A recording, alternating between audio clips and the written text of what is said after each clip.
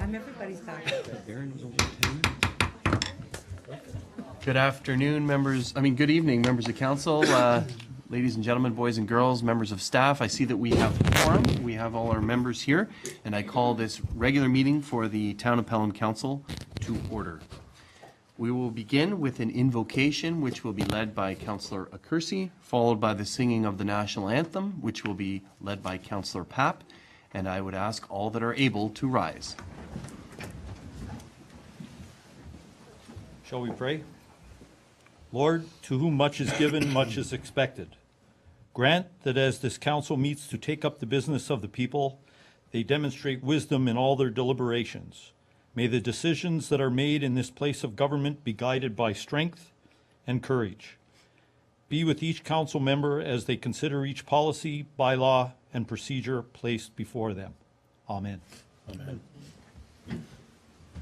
O Canada, our home and native land, true patron all, in all thy sons' command. With glowing hearts we see thee rise, the true north, strong and free.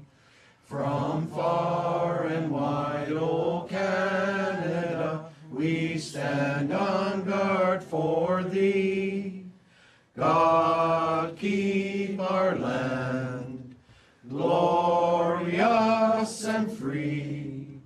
O Canada, we stand on guard for thee. O Canada, we stand on guard for thee.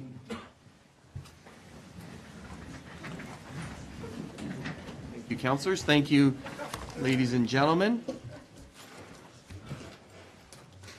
The first item of business is the approval of the agenda. It has been moved by Councillor Papp, seconded by Councillor Lane, that the agenda for the April 22nd, 2014 regular meeting of council be adopted. Are there additions? Councillor Durley. Thank you, Mr. Mayor. Under Article 16, new business, I would like to propose a resolution. Okay, thank you. Is there a seconder for that amendment? Councillor Papp. Can we call the question on that amendment? All those in favor? Any opposed? That motion is carried. So we'll deal with that under new business. Any other amendments or changes to the agenda? There being none, I call the question on the amended agenda. All those in favor? Any opposed? That motion is carried. The next item is disclosure of pecuniary interest. That is any conflicts of interest and the general nature thereof, if applicable. I would ask if any members have any conflicts that they need to declare. Councillor Papp. Thank you, Mr. Mayor. Under Section 21, the in-camera item, Section 2392, proposed and pending acquisition of property, I will not be participating. I'm part of a group of proponents that are interested in that particular property. Okay, thank you very much for that. Any other conflicts of interest? Can that be so noted, Madam Clerk? Next, we move to hearing of presentations, delegations, etc. And the first we're very excited to do, and this is the Pelham Panthers. And you bring certainly a wonderful amount of energy to our council meeting this evening. I would ask Councillor Ribiak to assist me. He's the Deputy Mayor. Assist me in honoring you on behalf of all of council.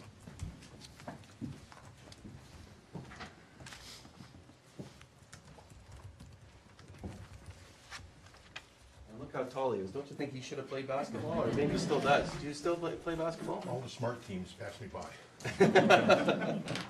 Perfect. We are so pleased on behalf of council to honor you for your tremendous work that you did this year.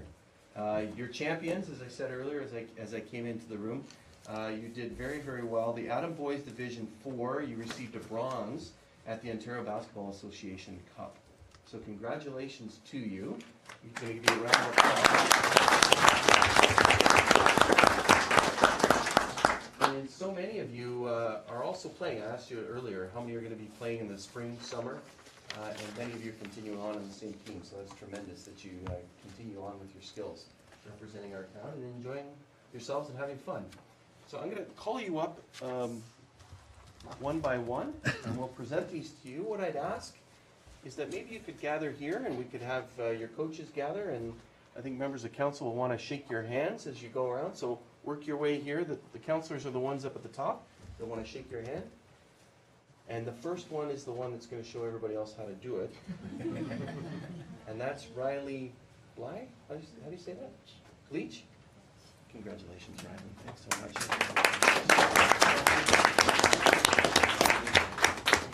Wait, Councilor Lane wants to shake your hand, Riley. Thank you. Congratulations. I'm not a Will counselor. High five. There you go, Riley. He's not here. Will's not here, okay, we'll make sure we get that to Will. Mateo Dave. Kind of striking out, good thing this isn't baseball, huh? Owen Dobie? He's not here. Well, who is here? Can you get up and stay up there? Can you stay up there? Okay, what about Trent? Trent Furlong, there he is, Trent is here.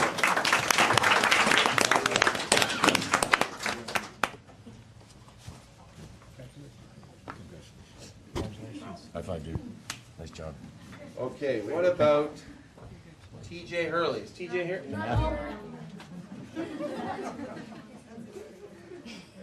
Many respects. Nolan Killian? All right.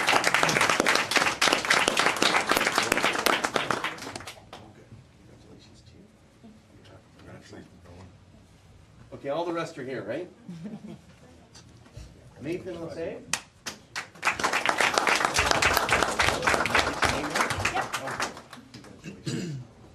Congratulations. Yeah. Nice medal. High five, dude. Dylan Maltby.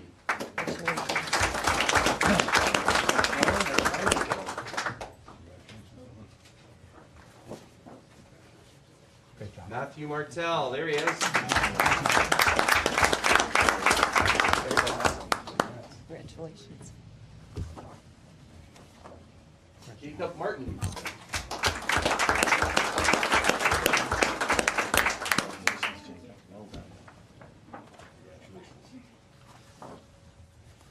Awesome. Isaiah Pilkington.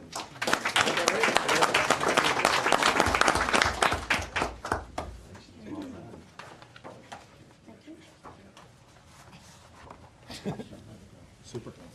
Nice job. Hunter Nice job, Roselle.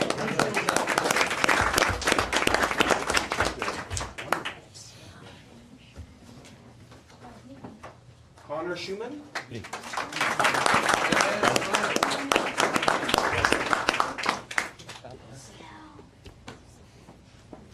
You already guessed it, Sloan Smith.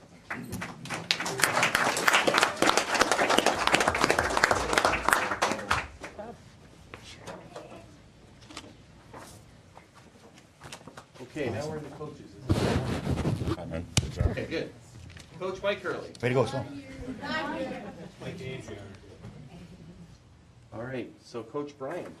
Huge round of applause.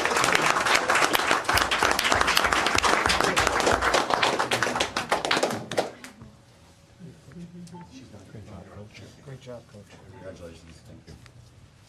Thank you. There you go, man. Congratulations. So, Coach, can you tell us a little bit about sort of how they did? Just give us a few words. Went up to Newmarket, we played the round robin, we played 3 games, and moved on to our championship round, where we played the bronze, and we won by about 20 wickets. Yep. Oh, boys. Well done. Yeah, it was good. That's great. Faltered a bit on the Saturday night game, but that would push the championship, but the other team deserved to win, so they're a better team. So, they moved on to win the championship. And that's great. A lot of these guys are staying together, playing. Last year, most of the core of the team was there last year. This year we added some new players. Hope to build even more on next year. That's great. Well, congratulations to you, to each of you. On behalf of council, Councillor Ribiak and other members of council, congratulations to you. Thanks so much. Hope you had fun and that you continue on and have fun with this summer, spring season. So let's give them another round.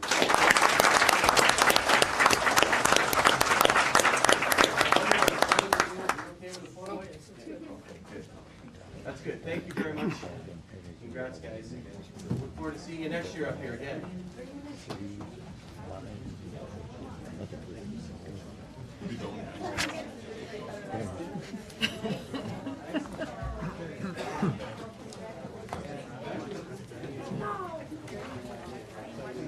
Pizza, let's go to Marshall's.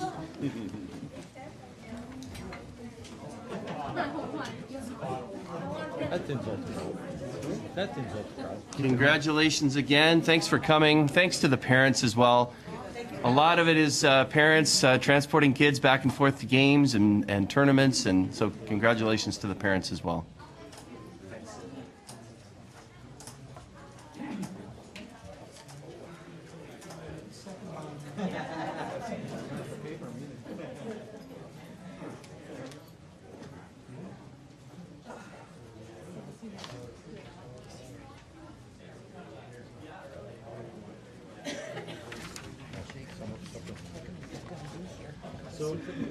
Next up, thank you very much, everyone. Next on the agenda is Pathstone Mental Health. And I wonder if the director's here. Brian Helmensi, is that correct? I'm Chris Durden. Oh, Chris. Okay. Thank you, Mr. Mayor, councilors. I'm here today on behalf of Pathstone Mental Health. I'm a director of that organization. And I also have with me two other gentlemen, Mr. Richard Houghton, who is a director of the foundation, and Bill Helmsecki, who is the director of mental health. He's the clinical brains behind the whole operation. So thank you very much for your time this evening. We do want to talk about three things. First, I want to talk briefly about our... Just if you just hold on. Do you need a presentation? I think the clerk's coming to assist you. Okay. Well, I don't have one, but... It was just the photos, I believe. Okay. Oh, it's our new home. Our future home. Perfect. Thank you very much. So I want to tell you a bit about Pathstone Mental Health, and I want to tell you a bit about our Mending Children's Minds campaign, and then our 2014 Hope Award. Talk a bit about that as well. First, a couple of stats you might have heard about. Children's mental health. 1 in 5 children in Ontario suffer from some form of mental health issue. That's significant. And we've heard that stat, but let's play that out a little bit. How does that impact their lives? Well, it's going to impact them in their schoolwork, their family life, and even something as simple as playing a sport. You know, we saw the Pelham Panthers today. There's a lot of kids suffering from mental illness who can't participate in an event like that because they don't have the self-confidence to be able to do it. Now, 1 in 5 kids who suffer from mental health illnesses, what are those? What are we talking about? Mostly we're talking about depression, anxiety, or ADHD. Those are our, the most significant issues that we see. Pathstone treated last year, while we're on numbers, let's talk a bit about numbers. We treated 7,400 children and families in this area. Now, Pelham was represented. 3% of Pathstone's clientele were from the Pelham region. 3% doesn't sound too significant, but that's 221 kids and parents from the Pelham region that were treated at Pathstone. That is a very significant number, and we're making a very significant impact here where I live in Pelham. And I'm proud to say that we are doing that, and that we will continue to do that. And how are we going to continue to serve more kids? That's the challenge that we face. We have to, there's no choice. We are the only certified mental health clinic for children in the Niagara region. There isn't anyone else. And so we have to step up to the plate and find ways to serve more kids. And that's the challenge that we're facing. We have neighborhood offices throughout the region. Right now we're centered in Thorold on Shimon Parkway. You see our future home, which is going to be out by the new hospital. Beautiful building. And we have neighborhood offices so that families throughout the region are more easily able to access our services. The closest ones to Pelham are in Welland and in Thorold. The good news, I talked about the numbers. The numbers seem daunting, don't they? 1 in 5. 1 in 5 kids with mental health illnesses. 85% of the kids who receive services through Pathstone feel better after their treatment. They come out better. They feel better about themselves. They're better able to be who they are, not to be defined by their mental health illness. So I would like next to pass the microphone over to Bill Hamzaki, who's our Director of Mental Health. Bill is a leader in this industry, not only in Ontario but in Canada. He's recognized throughout Canada as a true leader in children's mental health. So I'd like to pass the mic over to you, Bill. Thank you, Chris. Thank you, Mayor and councillors. You can see the building that's up on the screen. The purpose of this building is our effort and our commitment to ensure that no child is left behind. We know, Chris has given some numbers, we know that so many other children desperately need mental health services. And the Pathstone and its foundation developed a plan in order to provide additional funding, sustainable revenue, to ensure that those services can, in fact, be delivered to the children of Niagara. The goal of the foundation is to build this, is a $5 million campaign to erect this building. And in doing so, through creative planning that was developed, a proactive plan implemented to ensure that Pathstone no longer spends ministry money. We're funded largely by the Ministry of Child and Youth Services. Some of that funding goes to pay rent. The idea and the plan behind this building was to ensure that we no longer had to pay rent, and all of our resources, all of our ministry funding could go to serve children. We anticipate that we'll be able to serve more than 400 additional children on top of the MCYS funding that we currently serve. So Chris's numbers, we'd be close to 8,000 with that additional 400 children. We're very, very pleased with the commitment that we received from Niagara to date. It's, as I've mentioned, it's a $5 million campaign.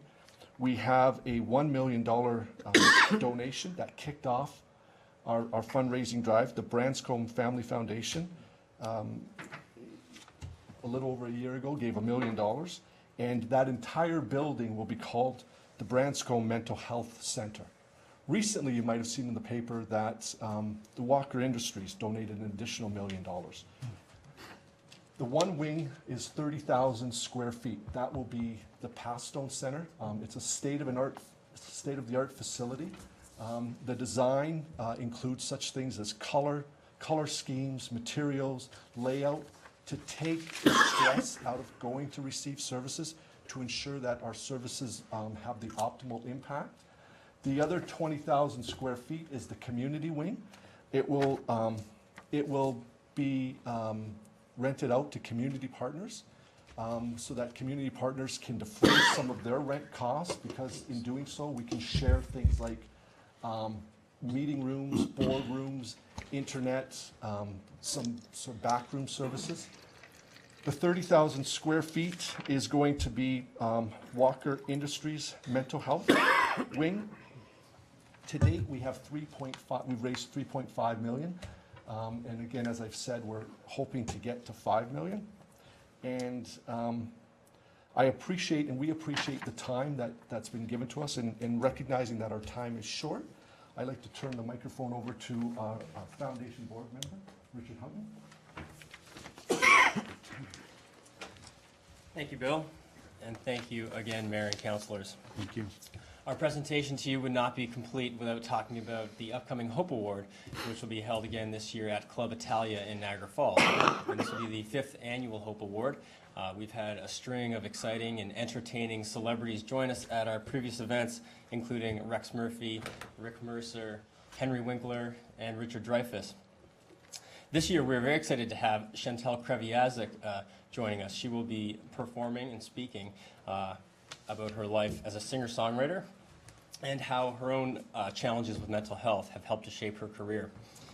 As well, Sue Chapman will be the recipient of the Hope Award in recognition of the outstanding contributions that she's made to children's mental health in Niagara. Sue was a longtime employee of the Niagara Child Development Center, which was the first center in Niagara devoted to children's mental health. And we're hoping that all 12 municipalities and the region will be represented at the Hope Award in recognition of the importance that our elected officials have given to children's mental health. Please join us on May 30th at the Hope Award.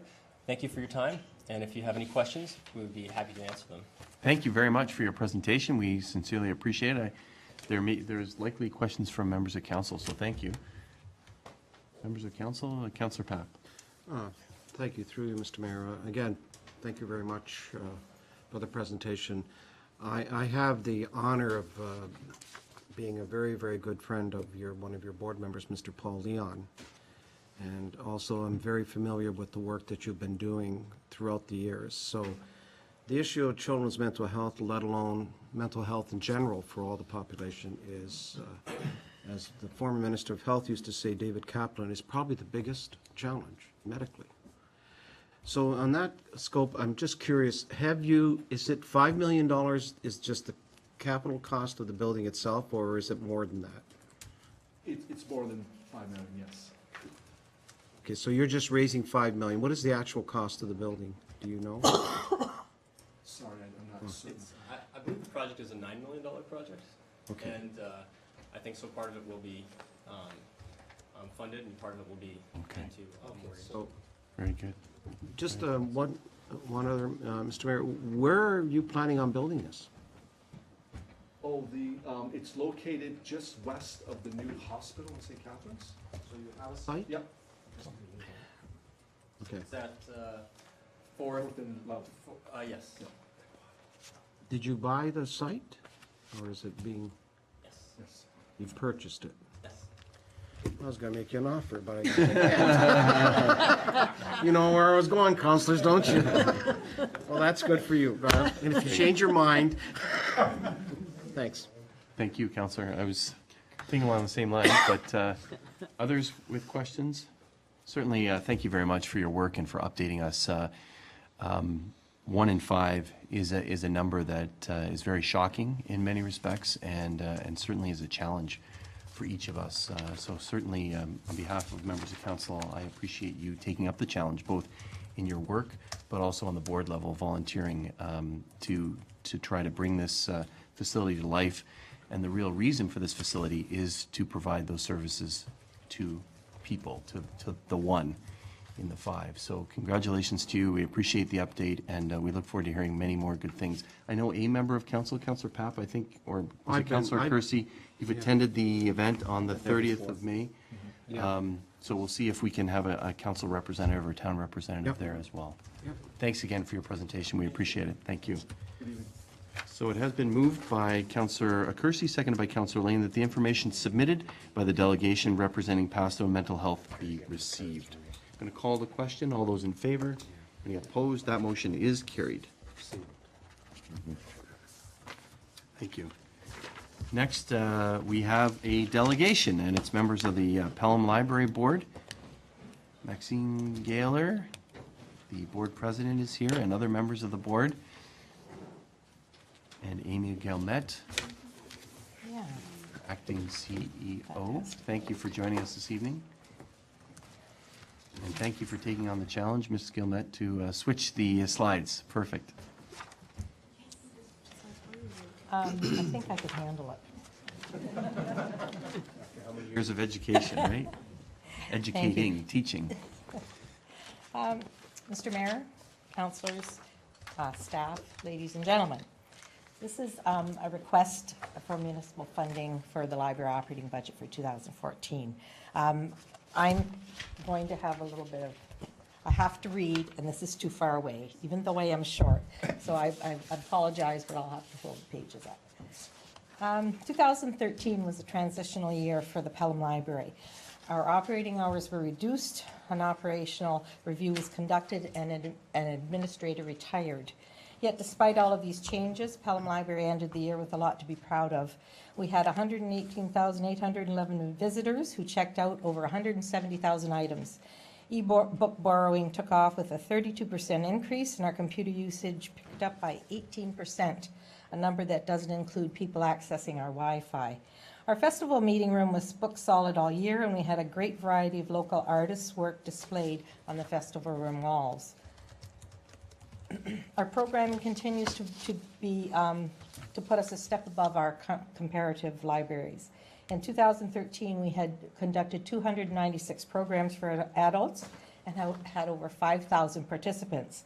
According to our mission statement, quote, "As the cultural and informational heart of the community, the Pelham Public Library enriches, engages, and encourages all Pelham residents in their pursuit of lifelong learning and cultural community development," unquote.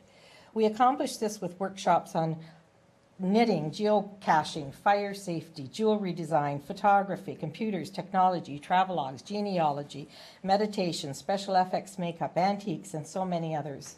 We ran book clubs, held a book fair, and also a free comic book day. There was a storyteller, a JFK presentation, an impressionist tea. We partnered with Notre Dame High School to run our second annual The Right Stuff writing competition, and we hosted presentations by authors that you may have heard of: Brian Prince, Elizabeth Hay, Terry Fallis, Lyndon McIntyre, Kelly Armstrong, Kathy Marie Buchanan, Robert McGill, Janet Hepburn, and Ross Penny. Our children's programs continue to inspire our young readers to reach new goals. We held 254 programs, both in the library and through outreach in the schools, daycares, camps, and at events. Children's programming was well attended, and we have had excellent and rewarding feedback on the number and variety of programs that have been offered, especially during March break and over the summer. We had story times, book clubs, Play-Dohs, Lego clubs. We held crafting programs, hosted magicians, puppet shows, science workshops, and much more. If you haven't visited our library, you should. We have something for everyone. I haven't visited there today, but I have to go back. I did it again. I did it. But I did it. Ha! often. Our original budget request, November 4th, 2013, was a 13.7% increase. You probably remember that, to the library operating budget. That was at the special council meeting. The acting CEO presented that request. This proposed budget was created with the intent to maintain Pelham Library operating hours at 2013 levels and enhance services. We wanted to enhance services 4 different ways: preserving salaries for the vacant positions. In 2013, a short-term method for balancing the budget was used, and instead of preserving the full salary for the deputy CEO, only 6 months of the salary was included. Savings from a vacant position should go toward one-time purchases, capital costs, or a reserve fund. If used to replace other operating costs, the library's true operating budget needs are reflected incorrectly. The library board would like to ensure that this method of balancing a budget does not reoccur in current or future budgets. In 2014, there is a vacant CEO position, and that entire salary will be left in its entirety in the salary portion of the budget. Also establishing appropriate staffing levels at the Fontal circulation desk while safeguarding hours at both Pelham Library locations. To operate at reasonable levels, the Fontal location should have 2 circulation desk staff during all operating hours, and Maple Acres should have 1. This brings the total proposed circulation desk staff coverage for the libraries, both libraries in 2014 to 7,268 hours annually, with only 4,868 hours being covered by circulation assistants. 2,400 hours are being covered by non-circulation staff and library administration. This shortage, combined with the staff members off desk for training, professional development, and sick hours, has created high stress levels in staffing and really can't be maintained over the long term. This budget increase would have worked towards establishing appropriate staffing levels without having to cut operating hours. Another reason for creating our original budget: maintaining services in the face of forecasted third-party increases. Subscription rates for newspapers and e-books have risen exponentially in recent years. From 2013 to 14, several of the newspaper rates increased between 20 and 50%, and the e-book platform rose 67% in price. While we would like to add more titles, we are currently more concerned about maintaining our present collection. Other third-party increases anticipated for 2014 include water and utilities. Also, we want to improve both print and digital collections. There's little space at Maple Acre, therefore this collection must be fresh and new to bring in more patrons. An increase in our acquisitions budget would make it feasible to change over the Maple Acre print collection in a timely manner. Our ebook collection is a shared collection through our Southern Ontario Libraries membership and accounts for approximately 6% of the Pelham Library circulation. To be more responsive to Pelham Library member requests, the library needs to start adding ebook titles that can be used by our members only. This is more costly and would be in addition to the group membership. However, it would mean that for specific popular titles, our patrons wouldn't have the enormous weight they currently experience.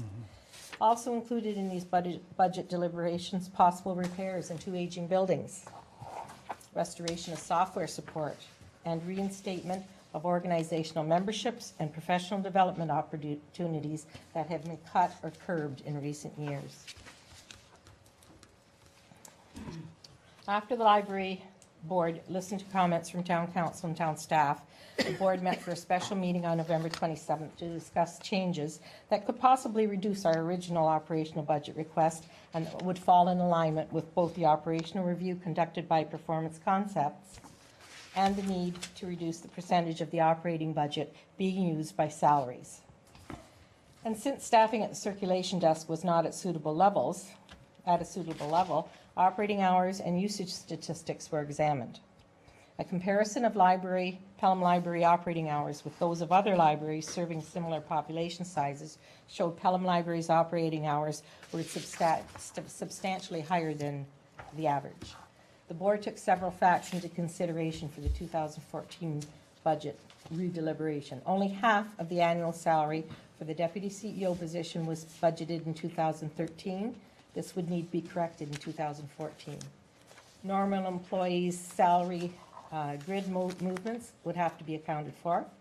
Subscription rate increases would either have to be accounted for or the number of subscriptions would need to be lowered. Energy bills were predicted to continue rising and several had been under budgeted in 2013. IT support had been dropped from previous budgets and would be instrumental in keeping our computer technology assets in full functioning order in a timely manner.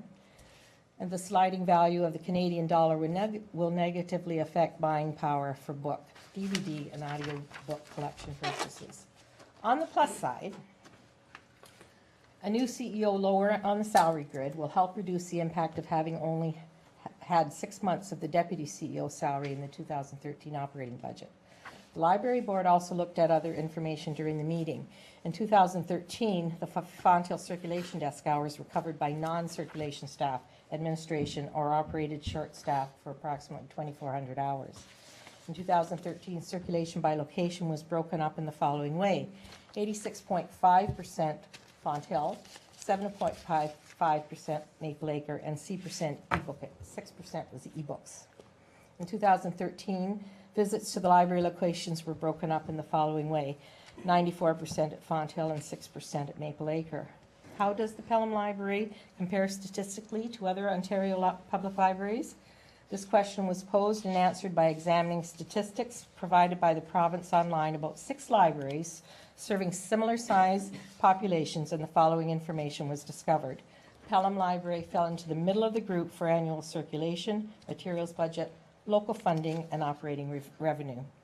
It serves the smallest size population in the grouping, but ranked high when it came to operating hours and staffing numbers, and it was the highest when it came to the number of programs offered.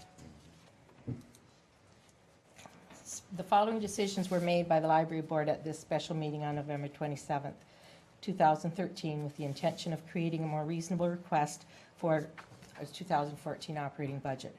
A reduction in operating hours at both Pelham Library locations. Fonthill reduced by 4.5 hours a week and Maple Acre by 14. The Library Board also voted to eliminate 15 hours per week from part-time salaries. As a result, adult programming would thereby be reduced by merging the 55 and better programs with adult programming and having one staff member solely responsible for planning all the adult programming. No COLA increases would be applied to the library staff in 2014. The 2014 operating budget request to be sent to the town in early December would have a 6% increase instead of 13.7. With these changes, salaries would now comprise 76% of the total operating budget instead of 80%. This is a shift the library board would like to continue with the intention to stabilize the operating budget with salaries comprising between 70 and 75% of the budget. It's important to make mention of the fact that the library ended up with a surplus in 2013. How that came about and how this would then affect the 2014 operating request. These observations will use numbers based on unaudited numbers that were accessed in February. The library had unbudgeted or unanticipated revenue that was due to Canada Council for the Arts grants, a summer student grant, and increased success in book and clothing sales.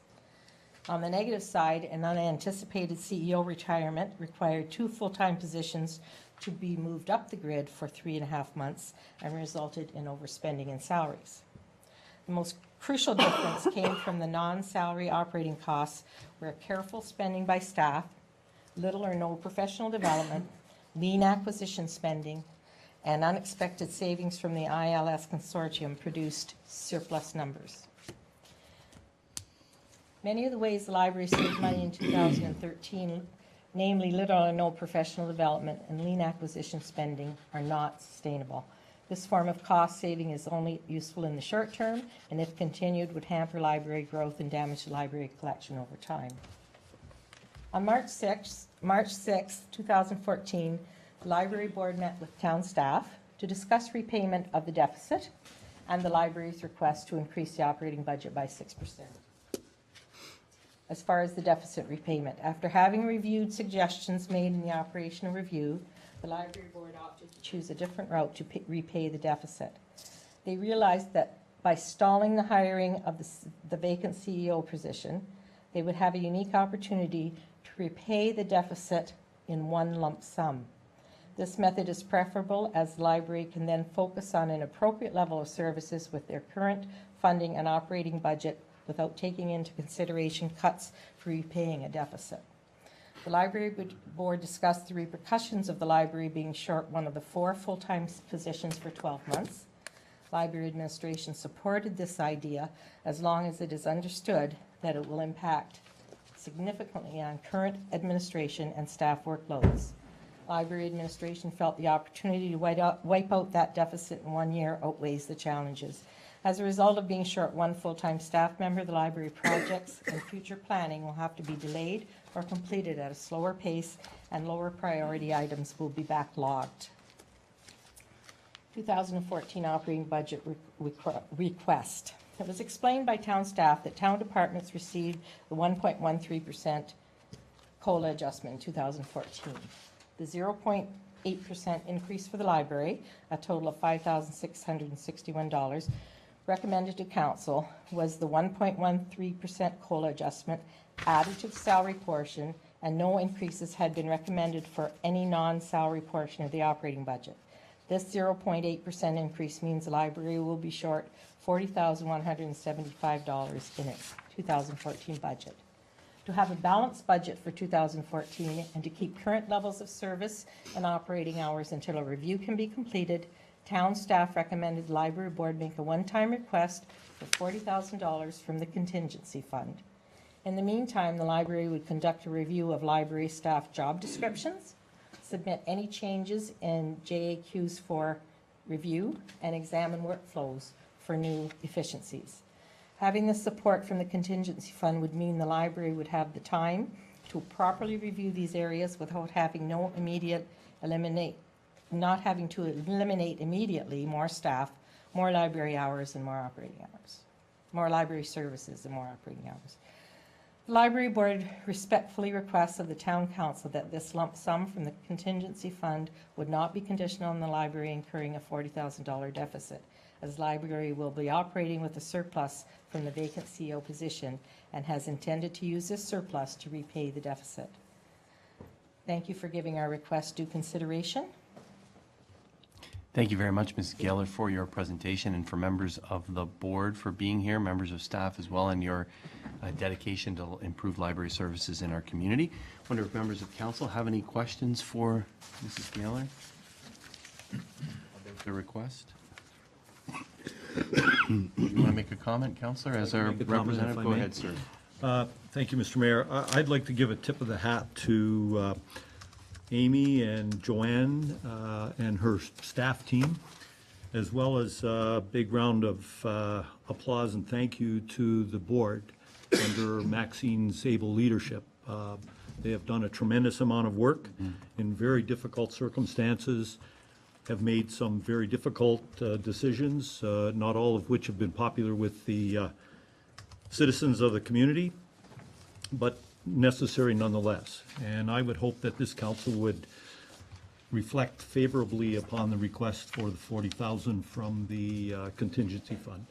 It will give the board time to complete the review, to make sure the library is operating as efficiently as possible. They're well on their way to that process, and I would hope that this council would support them in their endeavors. Okay, thank you very much, Councillor, for your comments, and it certainly echoed, especially the hard work of staff and members of the board.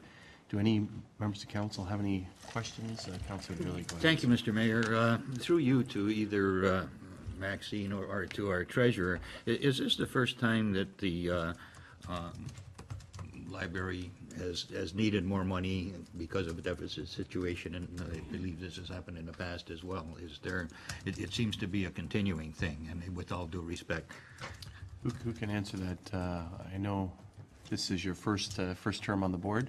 Madam Treasurer, can you answer that question and help the councillor? Since 2009, I guess the first year that we did the audit under my leadership, there was no deficit in that was funded by the town. There was no recommendation to fund a deficit since that time. Prior to that, I'm uncertain on whether there was a deficit or not in the operating. Yeah, I see some long-serving board members shaking their heads that that's not the case, Councillor. Okay, thank you. Just some questions about the programs. Your presentation notes 296 adult programs and 254 children's programs. Is library staff actually presenting these programs, or is it just the fact that the festival room is being used by outside parties in order to have programs going? I think it's a variety of both, and I'm going to defer to Amy, if you don't mind. Ms. Gildat? Yeah, most of the adult programming is not done by our staff. We usually have outside presenters that are either for free, or we do a 50-50, where depending on what the ticket price is, we'll share half the proceeds with the person that's doing the program. A lot of the children's program is done by staff, but they do have outside presenters come in sometimes. Okay, so this number perhaps is a bit misleading in the fact that some of these are just room rentals rather than... No, actually, no. None of these are room rentals. These are all people that have been, the staff have worked to decide to bring them in and have asked them to come in and had asked them to do these programs. They're not room rentals. Room But rentals are separate. staff is not involved in presentations? No, they're just Staff is- initiating it, and they're setting it up, and they're Okay, so signing people. they open the door and close the door for them? Okay, all Doing the righty. planning. The number of staff that are there, this has been a continuing thing going on. And, you know, I would like to see a comparison of the number of staff at the library with some of our departments in Town Hall, just for curiosity. Every other department in the town is held to a lesser increase than this is requested. And of course, the logic that you've given here gives you, you know, some actually rationale as to why you would need that. But, you know, I'm looking at every department in Town Hall needs to tighten their belts, if so, you know, and give the same service for a lesser amount. And I just would like to see some comparison there. And I know I've asked in the past, before Amy took over, I've asked for some information, and it was never ever forthcoming. I'm just wondering if... Ms. Gaylor, are you able to Well, I answer think that I now? can answer or? partly. Okay. That it's very hard to compare a library and the services that, and the staff that's needed at a library with some of the other departments. The library's open a lot longer than many of the other departments are working, and or even that the town is open, the town hall itself is open. So that is one difference. it's hard to make a comparison. It's a totally different job. And the programming, when programming's happening, someone has to be there, the library has to be open. Not when it's rented, usually there's an arrangement, but if there's a program run by the library, then someone has to be there. Okay. Thank you, Councillor. Yeah, and- yeah, in Can the I past- ask, could I Go ahead. ask Mr. Durley, Councillor Durley, if there's a specific comparison that you wanted? Is it I just- hours worked? Actually, just looking at the budget figures, it seems that the number of employees at the library, and you have given a rationale as to why, but it seems that the proportionate numbers there compared to some of the other functions, and certainly some of the functions at Town Hall are 24/7 as well.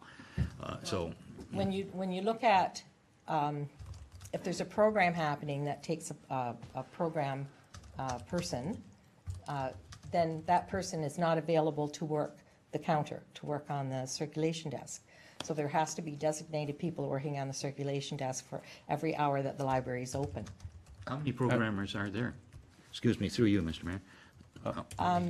There's the children's programmer and one adult programmer now. And part-time children, two part-time children and one part-time adult. So you have 2 full-time and 3 part-time? No full-time. No full-time, all part-time, okay. Okay, and, I think we only have 3 full-time employees at the library. okay.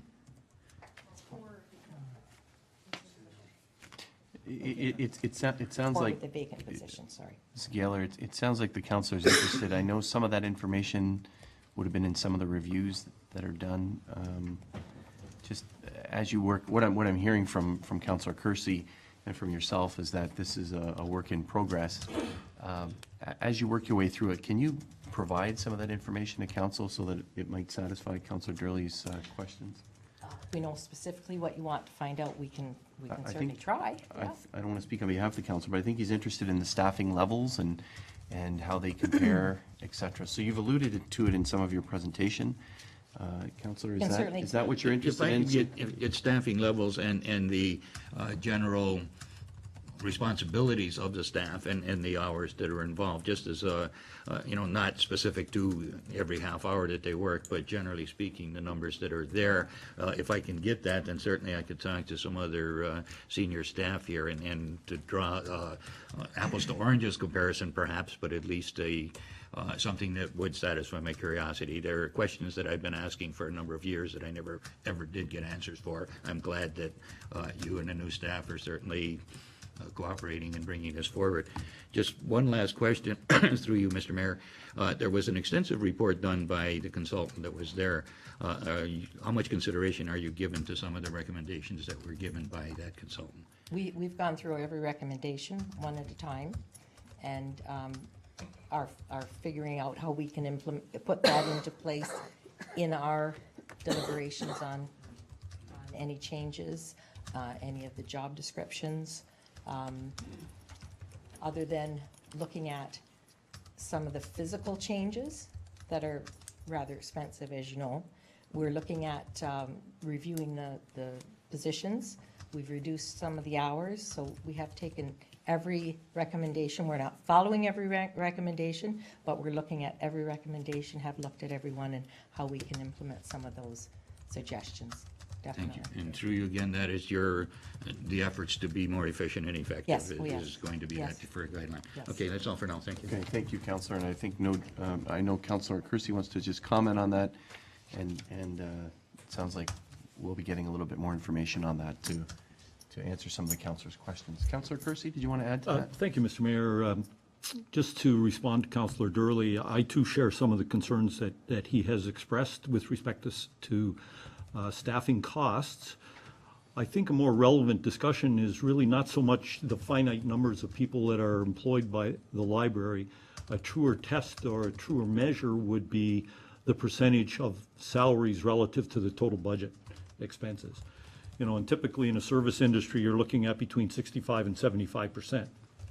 And we've already heard from the library board that they recognize that in the past their scale has been above that, and part of this transition year is to reevaluate all of the staffing categories, the job descriptions, et cetera, with a view to reducing those staffing costs relative to the overall budget costs, and try and bring them more in line with the norms of that industry. I don't think I've overstated that. No, definitely not, no. Okay, thank you, I appreciate that. We're okay, Councillor Durley? Yeah, just one other thought, and it just came to mind as Councillor Kersey was speaking. During the presentation that was given, there is mention of grid movement and so on and so forth. The town has taken on a new human resources initiative in performance management. Could this be through perhaps the CAO can mention, could this be administered at the library as well? It seems that it's well received by our members here in the town hall and in other departments, that and that seems to be a much more efficient and effective way to manage human resources. And I'm gonna ask the chair of the board to comment on performance management and matrix performance management that you Yeah, might use. That's the purview of the CEO, is to evaluate all of the staff on a regular review. And in the past, I must admit, that has not been done regularly, but it's being implemented now. Okay. Councillor Kersey on this? Yes, Mr. Mayor, with respect to using the town's review processes, that in fact was discussed with our CAO, and it was felt that it might not be applicable to the library because it was a sort of a generic development from within the town, and I think there was a preference not to allow the library to use it, at least in the short term, until the bugs were worked out of it. And is that not correct, Mr. CEO? Yeah. Yes, Mr. Mayor, that is correct. Okay, thank you. Mr. Mayor? Go ahead. It's the library's responsibility to evaluate the CEO. It's the CEO's responsibility in turn to do that for the Yeah, library staff. I think Councillor Durley's alluding to, both councillors are alluding to our performance management system, which is linked to our strategic plan, and we've been finding some great success with that, and I think the councillor wants to share the success that we've been having, but I think it has been discussed, and it might be something that you'll look at in the future, but it sounds like you're Yeah, not we- quite there yet. Seems like we have a lot going on right in the moment. Just to be clear, Mr. Mayor, it Just very wasn't, quickly, it Councillor. wasn't personalities that I was dealing with, it was the process that we're using that we find successful. That was my suggestion. Thank you. Okay, thank you. Other councillors? Councillor Ribbiak. Thank you, Mr. Mayor, and thank you for your presentation. I'd like to understand a little bit better the description that you made of being able to deal with the surplus by not hiring a CEO immediately. It seems to me that a great deal of the issue that you're dealing with is a leadership issue, it seems to me.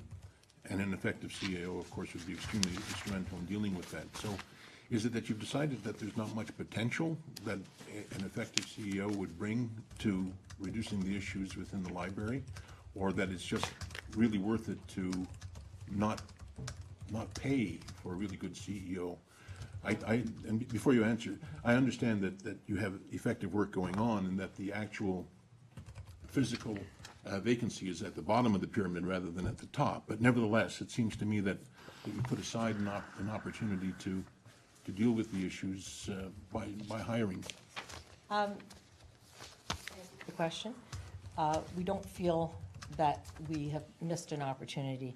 We feel that this is a wonderful opportunity. We have a very competent deputy CEO who is now acting CEO, who has agreed to take this on, and she's doing a remarkably efficient job, along with the acting deputy CEO, Joanne Duson, who is also very familiar with the library, with our patrons, with things that have happened in the past with the library and the library board in Pelham. And I think that is an excellent team that the staff trust and that the staff are working remarkably well with. So I see this as, rather than someone coming in fresh, brand new, not having that support system that Amy and Joanne have, along with the staff, that are looking at ways that we can become efficient, and then we can do a proper search that will take some time to find a CEO to take on the Pelham Library. Thank you, Councillor. Thank you, Mr. Mayor, and thank you for that answer. So what you're saying is that we have effective executive capacity there. Yes, we have. But since we're confident- saving money, it must be for less money than we otherwise would pay. Yes, but the staff, this has been discussed by the acting CEO and the acting deputy CEO with the staff, and the staff feel confident and want to back them in these steps, and the board is also supporting this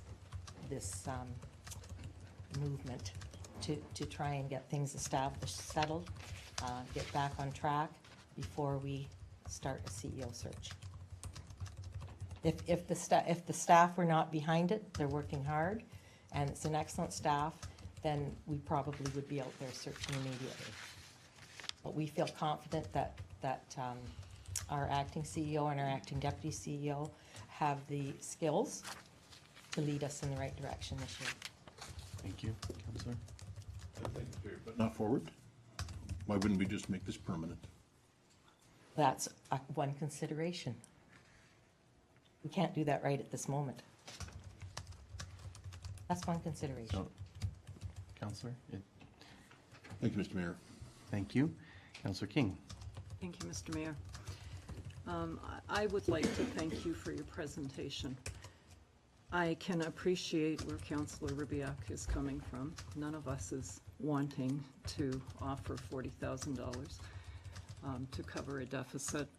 However, I also completely understand the hurdles that you have been facing last year and some of the backlog of hurdles that were not overcome in previous years. So I am really very grateful to the board and to the staff of the library for the incredible amount of work that they have been doing. And I wish you every success in 2014 to get the library back on track. Thank you very much, Maxine. Councillor. Thank you, Councillor King. Other councillors? Councillor Lane. Yes, thank you, Mr. Mayor. Just through you, I would just like to reiterate what some of the councillors around the table have said, and I certainly, based on the work that you're doing and the work that you have ahead of you, I would certainly be in support of this recommendation. Thank you.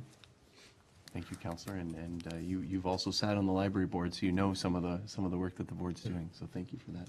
Don't hold that against Councillor, me. Councillor Path, did you want to comment or? I don't want to reiterate what everybody said, but I do want to add a couple of aspects to it. Just, I am supportive of the deficit. I think you are an intrinsic part of our community. Things happen, and it's our job to work together with you to make sure that your fiscal house is in order, and I know that both Councillor Kersey and Councillor Lane in the past have been working towards that. I also don't want to lose with what Councillor Ribbiak is getting at, and I say it only from the perspective of a positive influence, that we're already 1/3 of the year through. So we still got a lot of work to do, but at some given point, I think it'd be worthwhile for you, and I'm not giving you any time, to come back to talk about that permanent filling of a CEO position. Because that person, whoever that may be, is very critical to the ongoing. Because the truth is, as we know, just as happens with us, if board members come and go, councillors come and go, but the fabric of the organization is many times led by the executive. So if there's anything we can do to support that or help you with that, I would encourage it. And in the meantime, I think what you've done so far is a major step forward, and I think it just goes to show you that we have intrinsically a tremendous amount of faith and commitment to you, and we want to make sure that you are successful in delivering those services. Thank you, Councillor. Councillor Ribbiak for a very quick second time. Very quick, second and last time. Just to be clear, what I want to note is that clearly in the model that you've demonstrated is a great deal of personal sacrifice and contribution within the library staff, and I do appreciate it. Right. I'm not sure that that's the solution that I would necessarily pick, because there's an intrinsic equity issue in it, but the fact that they're willing to do it means a hell of a lot. Thank you very much. Thank you, Councillor. I just have a couple, certainly echo the comments from members of council, very supportive of the work that you're doing, and it has been a year with hurdles, as Councillor King has stated. And what's being brought forward, Council, is really what I see, one of providing stability. So the library board has recognized, you know what, you're continuing to work onward and upward, but you need a little bit of time to do that. And this solution will allow you to do that. It will provide that stability so that you can answer the queries from the community, from councillors, from others in the community, so that you can deal with some of the other issues that are going on, whether it's Maple Acre Library or whatever, or facilities. You mentioned a couple of facilities, and we need to work together with you on that. So really, you know, this is a one-time fix, but it provides that long-term stability, hopefully. And I think that's what you're seeing from members of council, that we're all looking to that. And to quote Councillor Papp, we're all looking that we have an extremely successful library, that the board's successful, that the staff's successful, and therefore the community is successful. So we really appreciate the work that you've done on this, the thought that you put into it. I know even last Thursday I was here and there was a library meeting. You guys were working on this. So many, many more hours than you ever thought of as members of the board being committed to this, and no doubt as staff. So I just wanted to say thank you very much for that. There is one additional item that wasn't mentioned in your presentation, and if you're able to provide an update, I think it would be helpful as well. And that's what's been talked around this table, a type of agreement, whether it's with facilities or services. We heard a little bit about programming and things like that. Are you able to give us a little bit of an update on that agreement and when that might be coming forward to your board and also to this council for consideration? I'm sorry, which agreement are you It's saying? sort of I know, Councillor Kersey's going to respond to this. I know it started as a type of a lease agreement, but it also the facilities agreement. may include programming. So I don't know whether that's the case or not. Councillor Kersey, if you could just provide that update. Thank you, Mr. Mayor. Yes, in our joint meeting, there was a discussion about putting together a lease, now been sort of boiled down to a memorandum of understanding.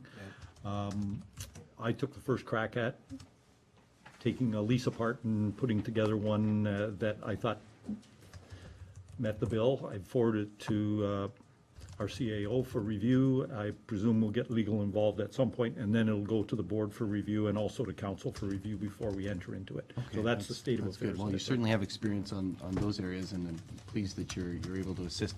I think one of the successful things that we've done with council is having crystal clear, I'll say, role definition, crystal, you know, we all know what our roles are, et cetera. And when I think back to some of the joint meetings that we've had discussing facilities, one of the clear question marks, not a clear role, is who does facilities? Whose job is that? How does that all function? So I see that as a very positive. If that can be clarified, again, in this time period where there's this option for stability, and focusing on the long term. So it sounds like that's being worked on. Yeah, sorry I look so puzzled, but. No, that's, I don't know what to shifting call gears it, so on if we very can come up with a name for it. The facilities, yes, we've worked on it, and it was left with Councillor Kersey, and we haven't had it back yet to look at as a board. Perfect. Well, we look forward to that coming forward as well. Thank you very much for your presentation, for the discussion, and for your work. I do have a motion here, and it has been moved by Councillor Papp, seconded by Councillor Lane, that the report presented by the Pelham Public Library Board be received, and that council hereby approves the board's request to receive a one-time contribution from the town's contingency reserve in the amount of $40,000. Is there any other debate or discussion regarding the motion? We did discuss it at length. I'm going to call the question. All those in favor? Any opposed? That motion is carried unanimously. Thank you again for your hard work.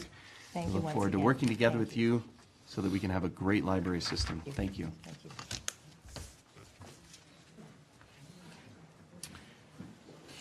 Oh, there he is. Councillor Beatty is here. And that you're next on the agenda, Councillor. Members of the library board and staff, thank you for joining us. We appreciate it. Thank you, Mr. Mayor, member of council, staff. The report that you have here is a slightly different format. I was having great trouble with the Regions Network, and so this is slightly different format because it came through Google instead. I'm going to highlight about 4 items, if I may, and then answer any questions you might have. Thank you. The last bullet under corporate services relates to and it's been in the media quite heavily, with regard to the report with respect to the OPP and NRPS cost comparisons and the cost and potential for 2014. I'd leave you with this one concept. OPP are the highest paid officers in the province. I can ask you to say, how do you correlate that with the reduced cost compared to NRPS? I've talked with a senior retired officer who has some knowledge of the process with OPP and indicates that there's little likelihood that OPP would have an interest in an area as large as this. They usually take on small rural communities. His feeling is that if it were to happen, there would likely be some consolidation, that facilities that currently are in separate municipalities would likely be consolidated. Also had concern that some of the special forces would likely be consolidated as well. And so we'd have a distance problem, maybe even Burlington being in the center. So we have to look at cost savings. That's clear, that's part of the mandate, but we have to also look at the quality of service and the responsiveness of that service before we make any decision in that regard for the future. I'm pleased to say under the third bullet for Public Works that I believe it was either last Saturday or this coming Saturday that the tender will go out for the first, the 2014 road rehabilitation will include the Highway 20 completion, so we get a smoother road going up the road and the bike lanes, et cetera, at the top of the hill. So that's underway to be done early in the year. Last bullet that is under the public health regards the Niagara's homelessness funding. The way in which the formula works is based upon basically the large metropolitan area, in our case, St. Catharines. Whereas Hamilton, our closest neighbor with just a slightly larger population, gets many, many times the amount of dollars for homelessness. And I would put to you, because of our unemployment situation, the nature of our economy here, the issue of transportation issues going between and among communities, there's a very strong need, there has been for some time, to make our local MPPs, and as we're approaching probably a spring election, asking provincial governments and maybe a future government to try and give us some equity to that. We don't include in the census metropolitan area, the West Lincoln and Grimsby population is not included in those numbers, and it's a case where our poor people, we believe, are as in need as poor people in other parts of the province. And quite honestly, the comparisons from one community to another, London, Windsor, Hamilton, et cetera, there is no equity in terms of that process. And the last item I wish to make comment on here for this report is that we held the first meeting on the renovated council chambers. If you have a chance to come and do so, it's a wonderfully enhanced program, or facility rather, for handicap. We had slopes that were basically breaking the law for handicapped access, so that's improved immensely. What's also improved immensely is the ability for video and audio recording, except I found one error. I jokingly referred to, we had a special meeting the other day, to people not making a Rob Ford vote, and unfortunately it's a case where you sign in, it's no more hand voting, but there's buttons, right, to push. But when you're signed in, if all of a sudden, as I did the other night, I turned to make a comment to a colleague, in that split second a vote was called and I have a no vote for something that would have strongly supported. So I too will get used to the technology, have it all worked out to the tail end. But it is, I think it's a great improvement in terms of the communication with the public. There's large screens in terms for the public gallery, and there's also large screens out in the lobby. And there's plans for having those screens in other facilities, the atrium and the cafeteria, in case we have a really large public turnout for events. So I think citizens will be better served. We're facing each other. Rather than people looking at people's backs, we're face to face, side by side, the chair being in the center. And so everyone is looking at each other. That's I think a far more democratic parliamentary process that we're going through because of the renovation. Thank you very much, Councillor Beatty, for your report. And just a footnote, I guess, that tender did go out last Thursday, so it is available in Uptown Font Hill. So thank you for that. I wonder if members of council have any questions for Councillor Beatty. Councillor Lane. Yeah, thank you, Mr. Mayor. Through you, Councillor Beatty, I didn't see anything on the report, but I wonder if you might have an update on the situation with the Burgoyne Bridge. I can't because I'm not part of Public Works. I was dealing with Niagara Prosperity Initiative issues today and some study tour issues with McBain Center and the Boys and Girls Club in Niagara Falls. So I wasn't at the region today. Your mayor would. So I was on the Public Works Committee. So the update is that they're going to continue to look at it and study it. It is remaining closed for vehicular traffic. Pedestrians, cyclists are allowed to use it in the interim. I think the date that's being suggested right now is it will be in that situation until May 1st. The issue is that as they're putting in the pilings for the new structure, which is very, very close to the existing structure, they became very concerned about the stability of the existing structure. And out of an abundance of caution, they decided to close that to vehicle traffic. They did open it up, I think it was last night, to pedestrians. It became clear this morning in committee when we discussed it that it is that issue of higher loads, but that the bridge itself is safe. It's not going to fall into the 406 or 12 Mile Creek or anything like that. But they are doing this out of an abundance of caution. I did ask questions about, what does this mean for the long term in a hypothetical situation of, does it have to be closed for a longer period of time or for the entire construction phase? What does that do? It was important for the city of St. Catharines and for the region when we went through the environmental assessment process, a very public process, long process, that bridge remain open to allow traffic to and from the downtown. So I asked, what does that mean to that EA process? Also, what does it mean, or hypothetically would mean if it's closed on a longer period of time, to the actual tender that was awarded? Is the tender flexible enough so that if there's I would say reduced, no more pesky vehicles on that bridge, can they take it down if that's the case, and then construct the bridge rather quickly? So it is very, very early days for some of those answers, but those answers will be given to us as we hear about it. And I know that we have our regional council meeting on May 1st, and I think that's the date that they were hoping to have some more information for the community. Thank you. And I saw in the media was possibly up to a 2-week engineering study to be able to get the final determination. And the mayor is quite correct that should it be the destruction of the bridge, it would be very, very chaotic for the commuters in that area. But it might possibly reduce the construction time and maybe even the cost of that. So we'll be very careful to keep an eye on that as it proceeds. Thank you. Other questions, Councilor Pat? Thank you, Mr. Mayor, through you. Thank you, Councilor Beatty, for the report. And I'm very familiar with this whole homelessness funding formula. And this has been, and I'll say it publicly, a travesty. This has been going on for 13 years. The amount of money that we receive in this region is just unbelievably short. What I would suggest, and I don't want to get into all the mechanics, and I'm going to debate this with myself, but I think a collective voice of all 12 municipalities, including the region, advising the Ministry of Community and Social Services and Health that all the data that was published the other day, it's increasing. It's not going down. And our economy right now, particularly in some aspects, is faltering. And we may not be affected here so much as we may think in Pelham, but our surrounding neighbors are feeling a tremendous crunch. So I applaud you, and I would suggest to you highly, and I'd be willing to share, and I am, of my past knowledge and experience in dealing with this. The time has come to put this once and for all to rest, or else we will be faced, not only at the regional level, but collectively, locally, with some aspects of having to fund some programs that, quite frankly, are the responsibilities of the federal and provincial authorities. This one in particular. And I know what you're talking about, how they arrived at that. But it's just that we get $4.2 million here, and Hamilton gets $12 million, is beyond comprehension. And do they have the same levels of challenges? Yes, they do. I'm very familiar with that as well.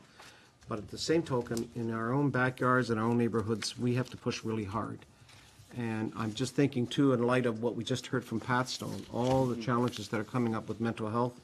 And this in itself is something that I hope that, not hope, I'm going to be suggesting somehow that we give you more power behind you to go and make the message clear, particularly with the provincial election, if you want to help those that are in need. Maybe this is one you should really, really, really re-examine again, because the truth is, those mechanisms are in place.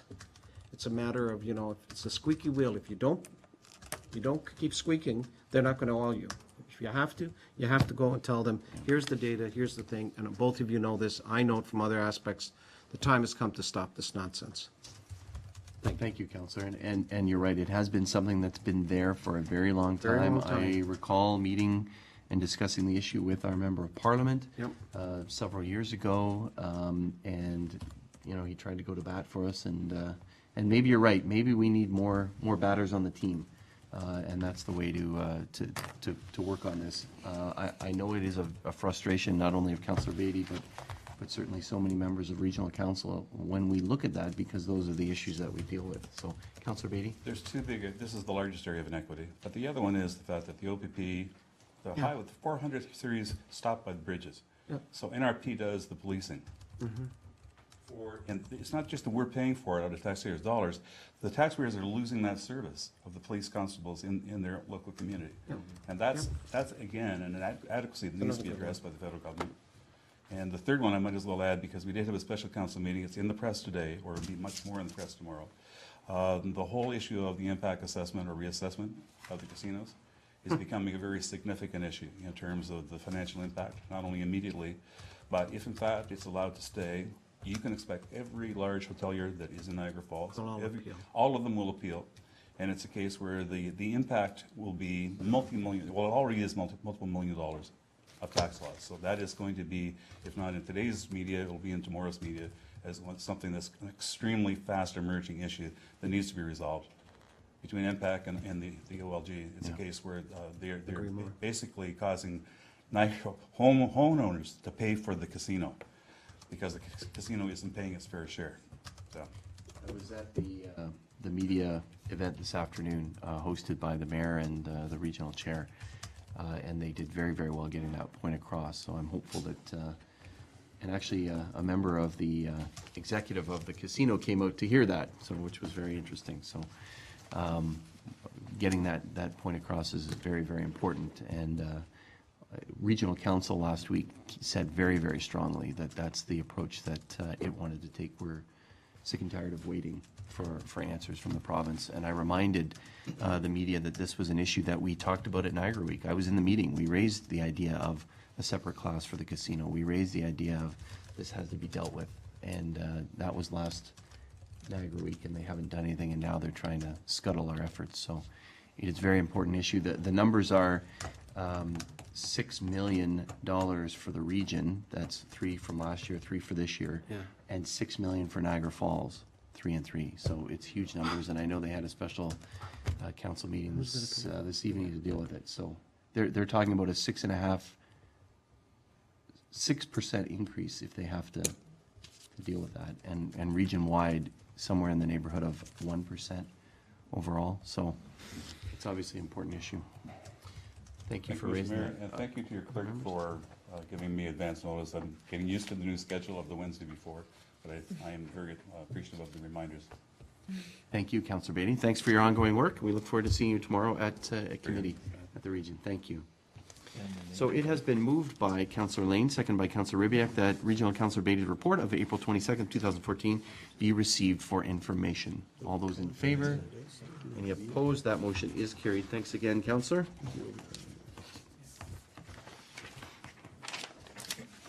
Now, the next item of our meeting is tax write-offs. I'm sorry, Councillor Papp, you wanted to stay with that issue? I'm sorry to bother you, but we'll deal with the tax write-offs now, but I would ask that following that, if we could move up item 14.2.1, the separate market committee. The members are in the back. Why don't we, if we can move it up, if my colleagues are okay with that, we can deal with it. We can, I don't think The tax anybody's here write-offs, for are you okay with that? Nobody's here for the tax write-off, so I'll take that motion Everybody now. just make the tax So write-offs. 14.2.1, let's Yeah, deal with that. Is there a seconder to move that up? Councillor Kersey, going to call the question. All those in favor? Any opposed? That motion's carried. Thank you very much, Councillor Papp. Thanks, For that, Mr. Mayor. are you able to give me that sheet, please? Thank you so much. So that issue has, apologies, that issue has been moved up. It's been moved by Councillor King, seconded by Councillor Durley. The council receive issue sheet supper market committee update, and that the proposed terms of reference and operating details for the supper market committee be approved as presented in the report, and that staff be directed to proceed with the implementation of the 2014 supper market. And I do acknowledge some members of the supper market committee here this evening. Thank you for being with us. Councillor Papp, you moved it up. Do you want to speak to it Sure, first or ask and questions? then my colleague can step in. Our committee met last week, and I must say it was very, very well done, and what we've worked with our staff and through him to Vicky, and we compiled what we think is a reasonable, sensible approach to dealing with the issue of the supper market. And we think we've come up with some terms of reference that would allow it to become, and I'll use this, and I haven't had a chance to talk, is to call it, it's more than just a supper market, it's sort of like the taste of Pelham. It gives a chance for people to experience some of the, not only culinary treats throughout our community, but also our arts and culture. And it's something that, unless we can try it, see how it works, and then we'll take it from there and make whatever adjustments we have to make. But we think we pretty well covered the territory on what we need to do, and have raised it to a level that I think is pretty, can be embraced fully well by all of the community. Thank you.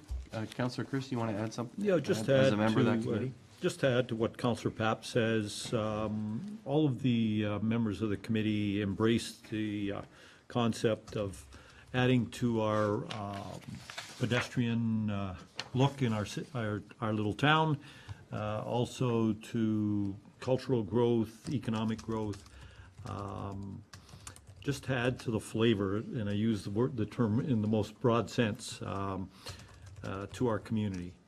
This is a great step forward, and I might add that the committee members are aware of the concerns of the neighbors, namely the farmers market as well as the band shell committee, and have committed to meeting with them in the ensuing weeks to work out any differences, to try and develop a very collaborative approach to Thursday and dealing with problems. And the plan is to meet with them on an ongoing basis as we move through this first summer to deal with the issues before they get out of hand.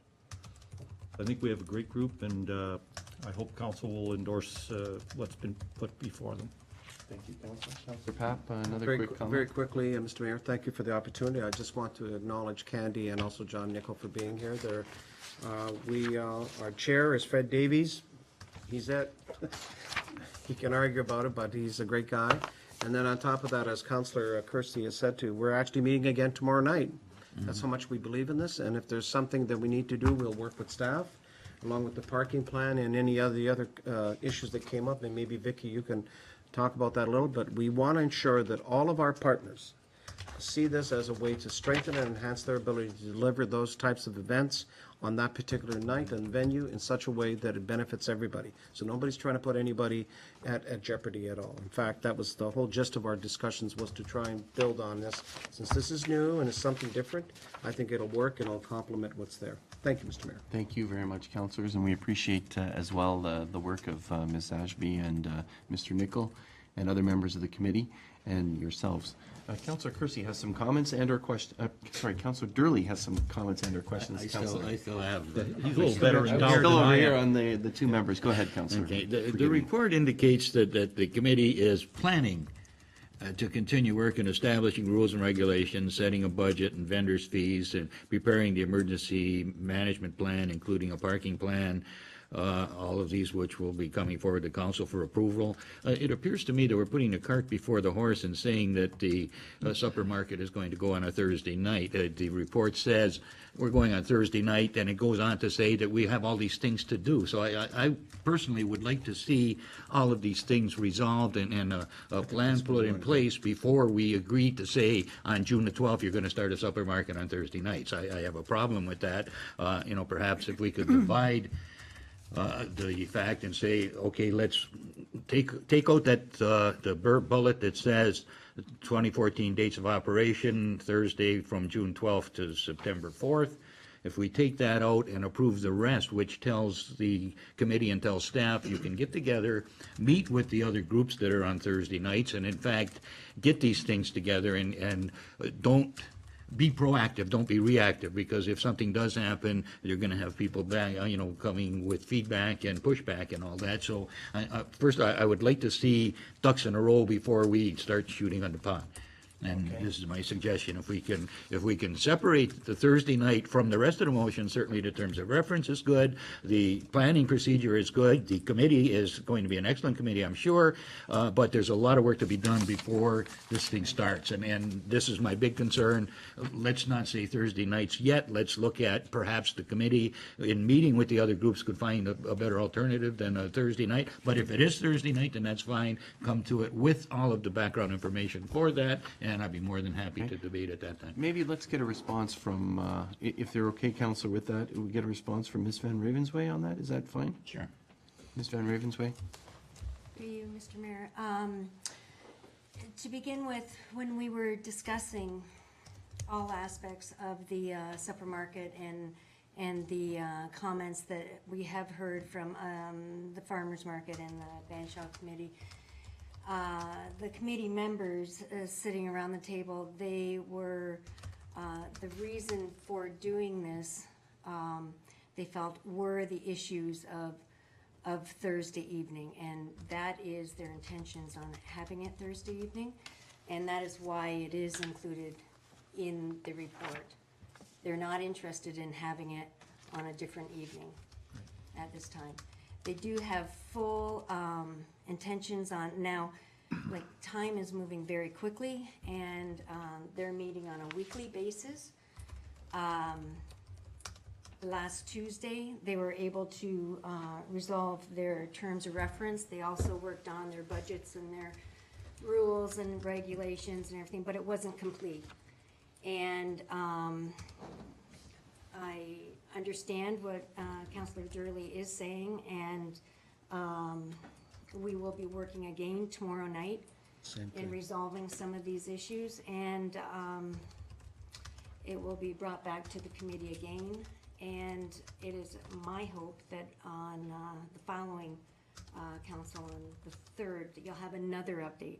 We're trying to keep council as informed as possible on this. Okay, thank you. Councillor Durley? I appreciate the update, but if we approve this as it sits today, then regardless of what happens, supper market starts on June 12th, Thursday nights, continuing.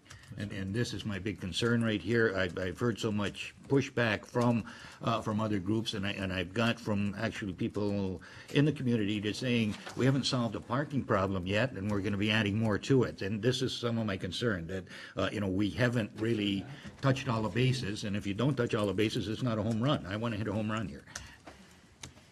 Thank you very much, Councillor. Let's see a councillor who wants to respond to that, is that right, Councillor? If I may. And I do have some other councillors, and, I have some questions If you as want to well, so- acknowledge them first, No, Mr. Mayor, that's we'll fine. wait. Yeah. Right, I think it's, and we could have a motion to amend the motion, so we'll see if we get to that. Councillor Rubiak.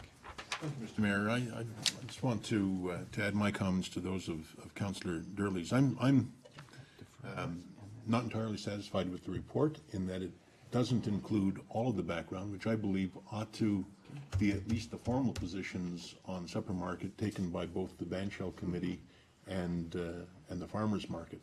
We know we've heard from individuals. I don't know what position it is that the organizations themselves are taking. It would be useful to us to know that. It's pretty clear that the other two committees have a considerable stake in the success of Thursday nights, and I would hope that they would see that there's an opportunity for them to do better as a result of the presence of the supper market. My suspicion is that, from what I've heard so far, is that they don't. But I would really like to see a report that includes those comments, so that at least we know where it is we're sitting with respect to the whole picture. So I'm a little loath to make to support a final decision about Thursdays at this point in time. Okay, thank you very much, Councillor.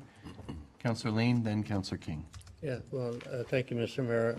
Sort of along the same lines as Councillor Durley and Councillor Rubiak, seems to me this has just been a slam dunk. It's Thursday night I was of the opinion that this was going to be something that was discussed, see what night works, and if we're going to crowd everything into a Thursday night, that doesn't bring anybody downtown on the other 4 nights of the week. I think some more work has to be done on this, because Thursday may be the ultimate night, but I certainly think that other nights of the week certainly have to be entertained, and somebody tell us why another night of the week won't work. Again, the parking still is an issue that hasn't been resolved, and I haven't seen anything that resolves it, so I think I'd like to see a little bit more information as well. Okay, thank you. Councillor King. Thank you, Mr. Mayor. While I'm very supportive of the supper market initiative, I have to share with my fellow councillors that I don't feel that all of the concerns have been addressed. And if we're going to approve what's before us tonight, I also feel that we are approving the supper market on Thursday evenings. I don't feel that the parking issue has been ratified, nor do I think that there's been adequate input from either the farmers market or from the Ban Shell Committee. So at this point, I just feel that we need further information and completion of the report before we're in a position to pass this. Thank you. Thank you very much. I have some questions for Ms. Van Ravensway, and then I think I can see how we can maybe pull this together.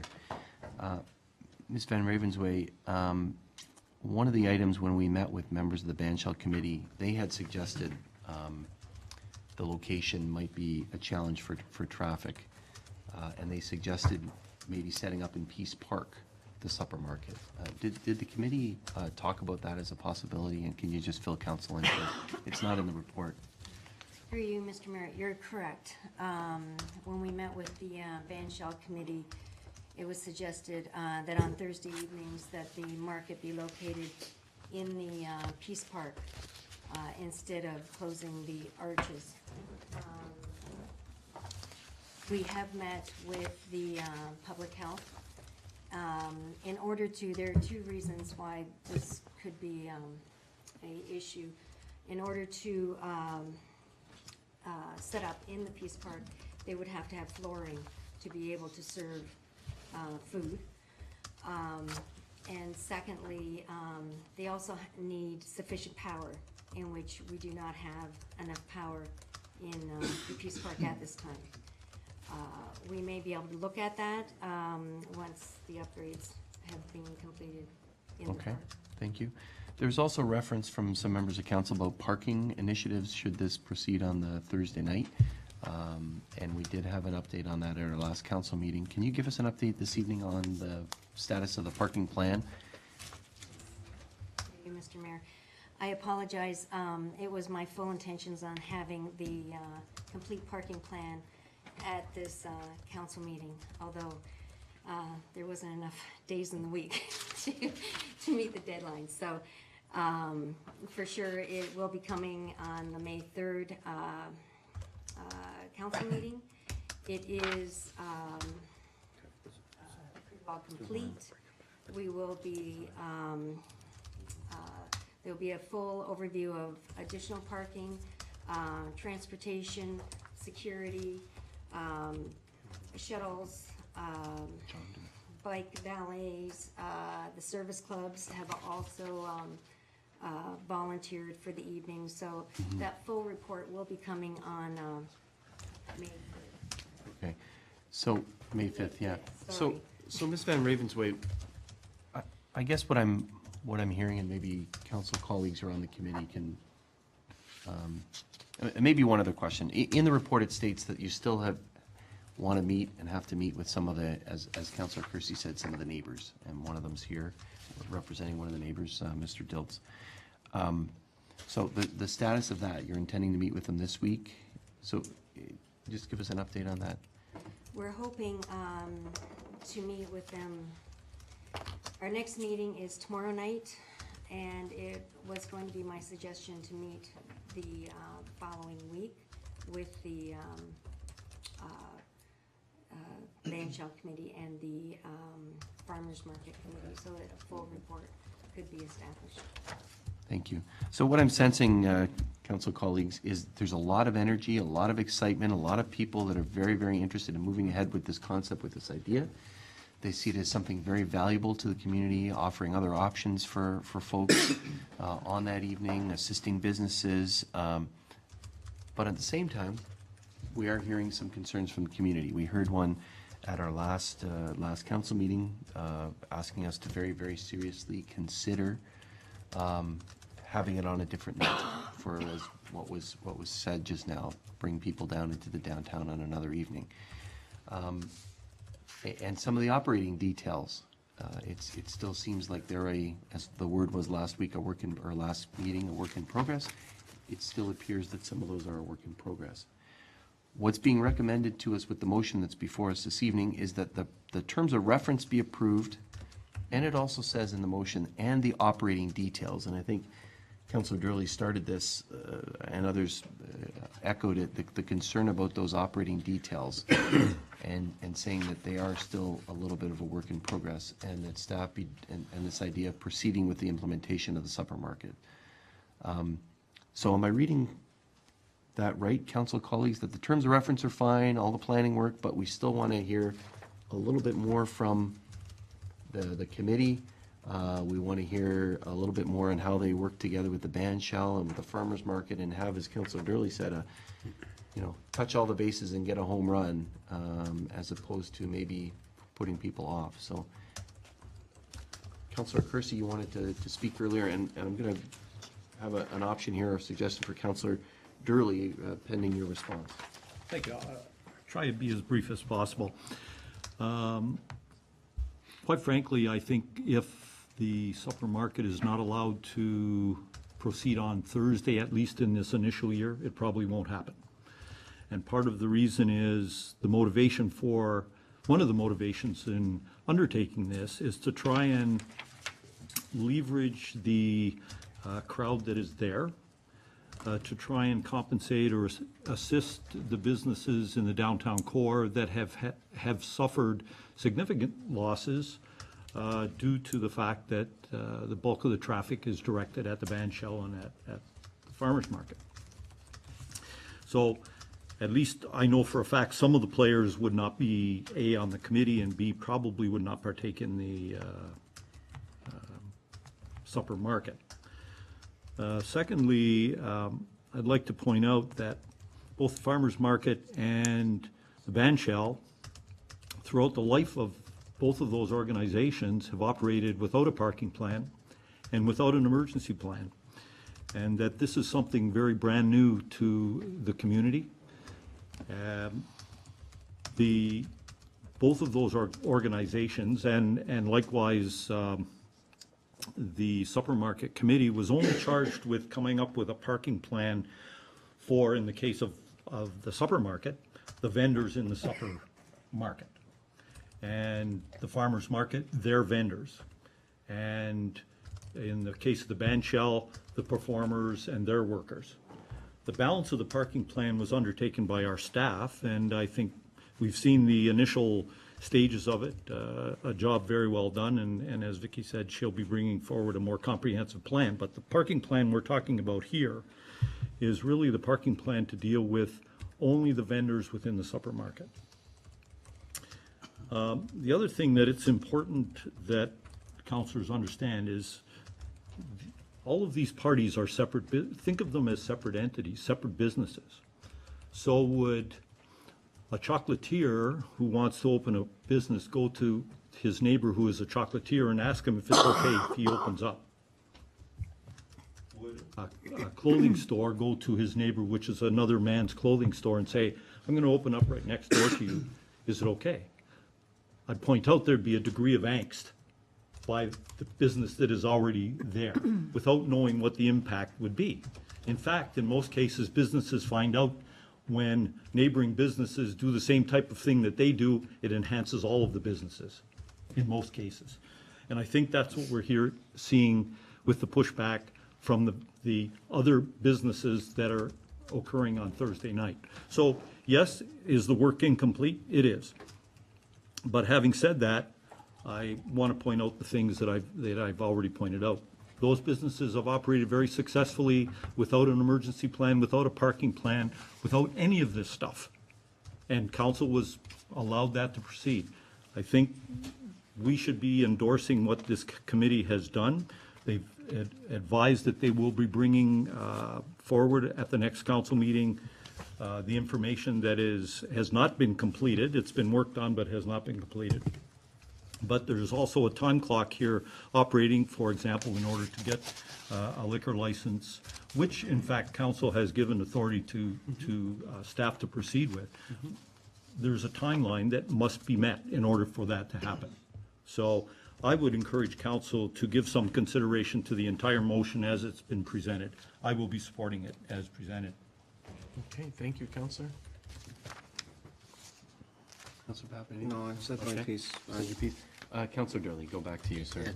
Just to make it clear, I am not opposed to the supper market. I think it is a fantastic idea. I still think that we need to finalize some details before the go-ahead goes. And certainly there may be suggestions coming from the two neighboring groups that would enhance the supper market as well. Let's communicate.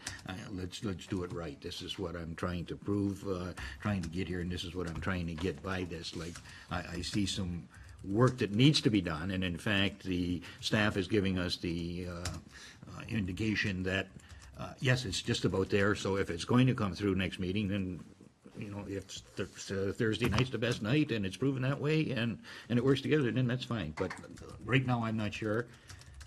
I'm sure when the report comes through, things will be more clear. So I would like to propose the amendment to just eliminate the operating details and the implementation at this particular point in time, the terms of reference and the work to go forward as indicated in the report. Certainly go ahead and good luck and Godspeed in getting this all done. I'm looking forward to seeing the full report come back, and certainly we'll be able to discuss it much more clearly, knowing exactly what would be going on. Do you want to, just for clarity, you want to eliminate that, or do you want to kind of defer that or postpone that until May 5th? And then pending those details. Okay, we'll do it. I just don't want to approve it tonight, but if we can do it at the next meeting, that will work. Postpone, really what I'm hearing you say is, in the motion, it says that the proposed terms of reference, the part you want to defer is and operating details.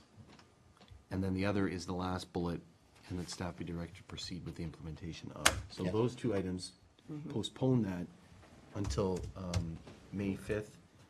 We're going to get all that information back. And so you have a seconder for that? Is that Yes, Councillor King? Councillor King Okay. seconded it. Any further discussion or clarity required on that? So that the motion, that portion of the motion will be deferred if approved. Okay? We ready for calling of the question? Going to call the question. All those in favor? Just the amendment we're voting on? On the amendment, yes. Okay. Thank you, Councillor. On the amendment to postpone just that portion, and look forward to it coming back on May 5th if approved. So I'm going to call the question on the amendment. All those in favor? Any opposed? That amendment carries. And now to the main motion as amended. Are we ready for Councillor Rivak? Thank you, Mr. Mayor. I just want to see if I can achieve some clarity around one point in the background. I think there's a statement in here, if I can find it, that indicates that the supper market is going to be operated, according to this report, as a committee of council. And I know that Summerfest is as well. I think it's my understanding that neither the Bandshell Committee nor the Farmers Market are committees of council. And I'm just wondering whether, as I think about this, whether some of the communication difficulty that might exist between the various parties who are interested in activity on Thursday nights might arise out of the fact that we've got, on the one hand, some independent players and others who are associated with council, and that it's just not exactly an even field. I'm just wondering whether some consideration might be given to the evening that playing field a little bit. And I don't know how to do that. I don't know whether it's in our best interest to have the farmers market or the Bandshell as committees of council, or have them cooperating with us in that way. But it does seem to me that since the motion is being proposed that the supper market be considered as a committee of council, that it might be worth thinking about a little bit. Thank you, Councillor. I don't know if Ms. Van Ravensway, she's shaking her head, she doesn't want to respond. I think I'm gonna build on just Councillor Kersey's comment earlier about separate entities. I think those two organizations are separate organizations. They are obviously in partnership with the town. And as I spoke about when they announced their band shell lineup, we're very pleased. It's a unique partnership. And both words I think are important. It is unique and it is a partnership. And that the town works in tandem with them, but they do operate and book their acts and everything else separately. All their money's done through their own purposes, etc. So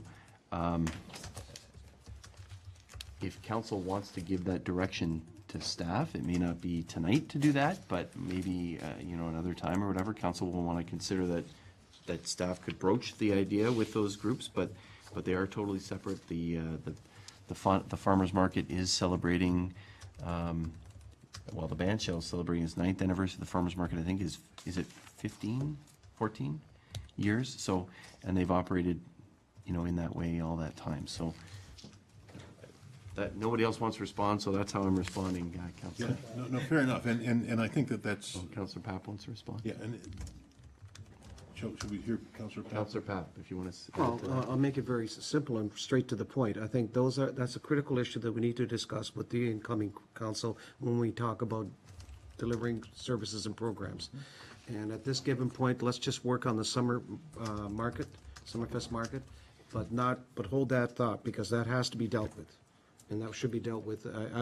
My suggestion is to leave it to the new council to come in, because we'll have 4 different operating committees. And there's benefits to this, and I don't want to get into the debate about that. But both Councillor Kersey and I, we can say, there's not an animosity, but just the way that they operate and the structure makes it difficult.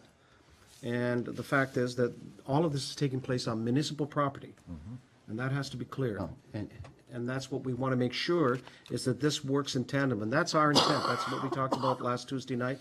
We're not trying to put anybody out of business, we're just trying to work with them. But we'll go back to the drawing board, and we'll give you back a game plan that hopefully everybody will be satisfied. Thank you, Councillor. And I think it also harkens back to the conversation about the library.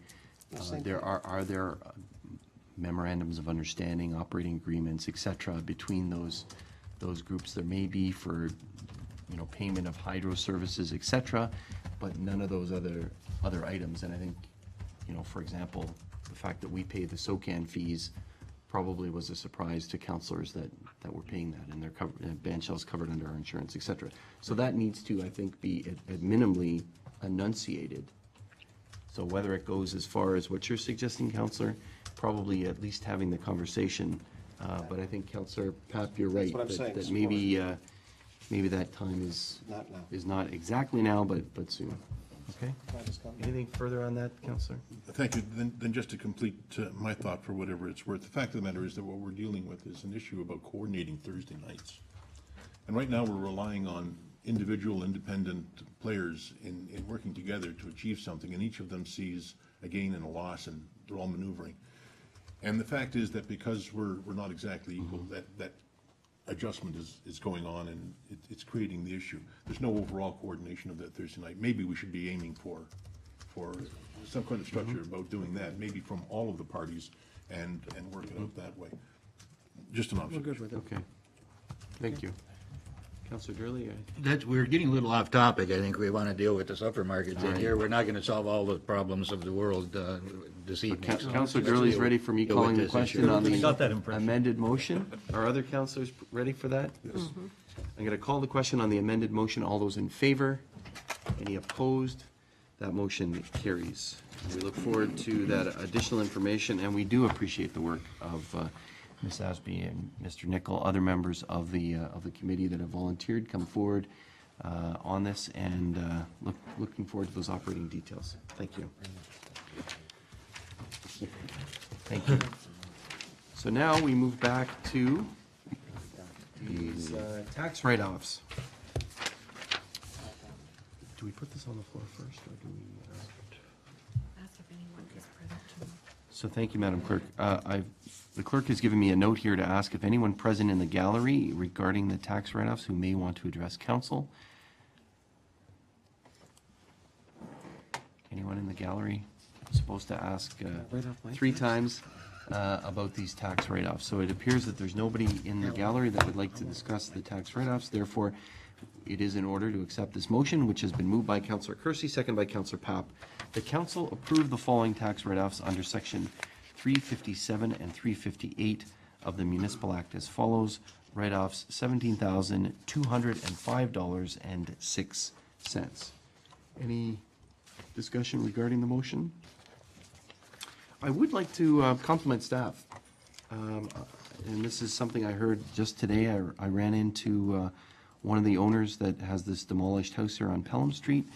He was very, very appreciative of staff. He said they didn't apply for this. They got a phone call from staff saying, "Hey, we noticed you demolished a house. Did you know that you can qualify for this write-off?" And very, very appreciative. And please pass along to Ms. Ronald the thanks of that particular individual and all of council for being proactive with this. Are we ready for calling the question? All those in favor? Any opposed? That motion is carried. Thank you. Now we move to adoption of minutes. It's been moved by Councillor Lane, second by Councillor King. The following minutes be adopted as printed, circulated, and read. Minutes of the special meeting of council March 19th, special meeting of council April 7th, regular meeting of council April 7th, and special meeting of council April 9th. Are there any errors or omissions with any of those minutes? There being none, all those in favor? Any opposed? That motion is carried. The next item is consent agenda items for consent or receipt or action as applicable. Are there any items that members of council would like to lift for separate consideration? Sorry, I'm trying to speak fast here to get us.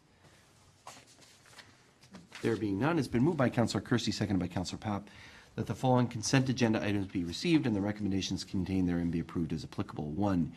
Issue summary report, administrative correction on information report for zoning bylaw application file AM0314, which is dealing with 770 and 796 Highway 20 West.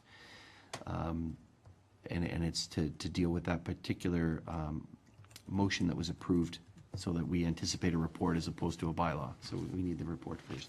Second is recommendations of Committee of the Whole from April 7th, recommendations from Committee of the Whole of April 14th as amended, minutes of Committee of the Whole of April 7th and of April 14th, and action correspondence of a routine nature.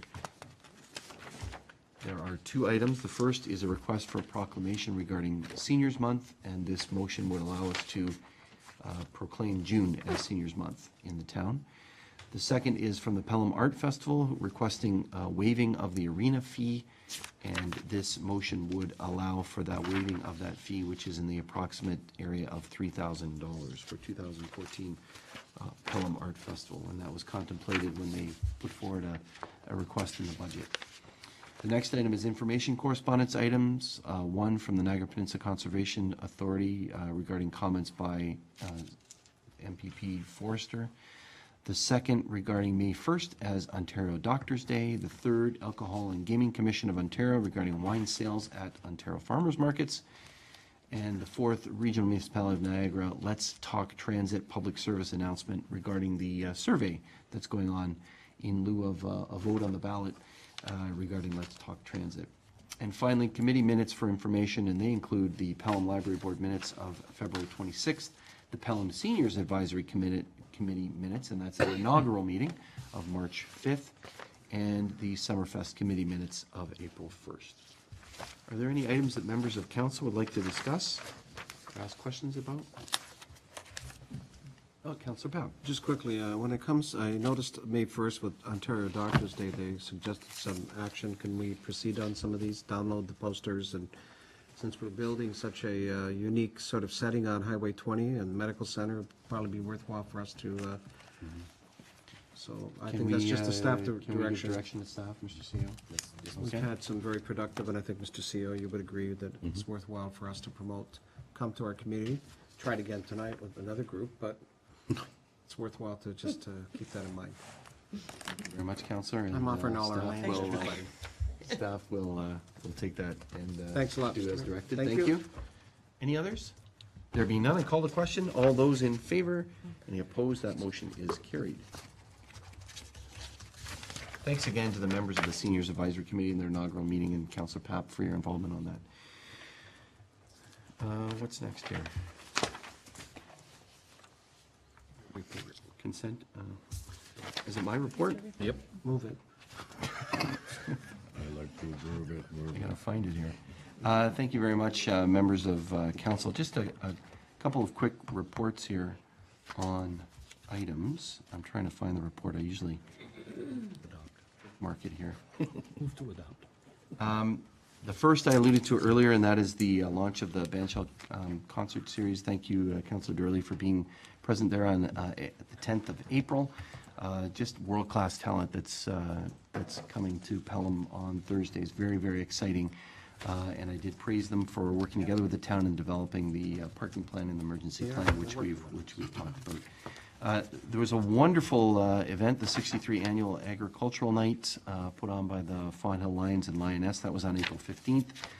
And it was a hometown boy that made a very, very spirited, fun presentation about the wine industry in China, which is absolutely huge. And just given his presentation, I'm not going to be trying any Chinese wine anytime soon. But just the efforts that they're making to try to improve their product. I had the pleasure of participating in the kickoff for the Glennie Green Library. Very innovative, and I meant to copy this. I'm going to provide it for members of council, and Councillor Kersey, I'm looking to you. What they're providing is revitalizing their library, and they're calling it a community hub, in essence. And it may be something that council and the library board, of course, will want to consider as it moves forward and discusses facilities. Very, very exciting, revitalizing that library. We did have members of council present, very, very exciting, regarding the groundbreaking at Fire Station number 3, and that was held on last Thursday. I do want to thank and acknowledge the members of the committee that have put that together, and they include Al Bering, Jim Waldeck, Dave Kazan, and Glenn Harrison. Very dedicated firefighters that are working on that committee, along with some very, very dedicated staff. They include our fire chief, Chief Limburner, Kim Holland, our facilities coordinator, Keegan Jennings, our chief building official, and Carrie Pupo, our treasurer. They've really, really worked very quickly, as we all know, to put this together. We had the presentation here at council, and it was, you know, it was a long time coming, but the chief, I know, is very, very excited. He sent me an email yesterday with a photo of the site, so things are progressing on the site, and we're on schedule for that site. Thanks again to Charter Building Company and Ramondo and Associates Architects. They are the architects and the builder that are putting this facility together, and it is underway, so we look forward to an opening in October. So thanks very much to all those, and we look forward to that progress. The 10th annual extravaganza, again, all members of council were there at the 10th annual extravaganza. 1,000 people in that park that were not deterred by the mud or the lack of a sound system. We found out they knew when to go and get those eggs, but certainly it was great to see so many walking. We changed venue, as council knows, walking to the facility to get those eggs and to have fun. It was a real community event. So thanks to our sponsors, who included Enbridge, that provided a barbecue, and also all of the donations. I think it was $700 that was collected for community projects for Canada Day. Also to the Canada Day committee members who were dedicated to be there to help with some of the marshalling of individuals, etc. They probably take pride in that park, especially, so it was great to have them involved as well. Cash and Carry was a sponsor, and as well Giant Tiger. So, and the kids were, the youth were very, very excited to come up and get those golden eggs. So movie passes and special chocolates. So thank you to all, including the Mayor's Youth Advisory Council, for organizing that event, and all members of council that were there, including Councillor Papp, Durley, King, and Ribiak. And the final note here, the CEO, yes, you were there in mud, the CEO. with your children, so it's great. Many members of staff were there as well. The last item is the deputy mayor. I want to thank Councillor Kersey for your service the last half year or so as deputy mayor. And as we saw this evening, I think it was on the 16th of April that we did the rotation for a new deputy mayor, Councillor Ribiak. So perfect for basketball players, Councillor, and look forward to working together with you on that. That is my report. And it's been moved by Councillor Durley, seconded by Councillor King, that the Mayor Augustine's report to Council of April 22nd, 2014 be received for information. I'm going to call the question. All those in favor, they're already voting. Those opposed, none. Motion carried. Thank you. Next item is the Rosewood Estates subdivision. It's been moved by Councillor Ribiak, seconded by Councillor Durley, that Council receives for consideration the issue summary report Rosewood Estates subdivision file concerning a geographical correction to Schedules A and B of Bylaw 3487, an updated draft plan of subdivision conditions concerning the Rosewood Estates subdivision, and the Council consider repealing zoning bylaw 3487 and replace it by approving the bylaw as presented on this evening's agenda to rezone the subject lands from agricultural A zone to a site-specific residential R2 zone and site-specific open space OS zone for the proposed Rosewood Estates draft plan of subdivision, and the Council approve the updated list of conditions for draft plan approval for Rosewood Estates subdivision appended to and forming part of the report. Any discussion regarding this particular matter? There being none, I call the question. All those in favor?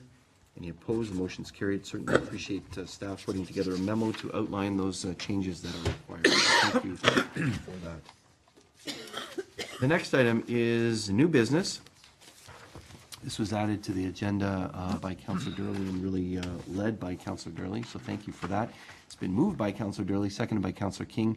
Whereas Niagara is home to a vast number of skilled workers, some of whom are unemployed or underemployed, and whereas Niagara has become one of the most desired destinations for tourists, and whereas one thing that challenges more people from gaining employment is a lack of transportation into and out of Niagara region, and whereas the same lack of transportation challenges hindering the tourist trade, and whereas GO Transit would lessen many of these challenges by providing means for people to travel to and from Niagara, and whereas it has been illustrated by a pilot project in the recent past that GO Transit is a viable and sustainable service to move people into and out of Niagara on a daily basis, and whereas GO Transit could act as a catalyst in the Niagara Economic Development Plan, therefore, be it resolved that the Town of Pelham support and endorse the initiative of the Niagara region to solicit the Ministry of Transportation to extend the services of GO Transit to Niagara region, and that this resolution be presented to the delegation from the Niagara region who will be attending Niagara Week at Queen's Park in order to show support to the provincial government, and that this resolution be circulated to Premier Wynne, the Minister of Transportation, local MPPs, leaders of provincial opposition parties, and region of Niagara municipalities for support.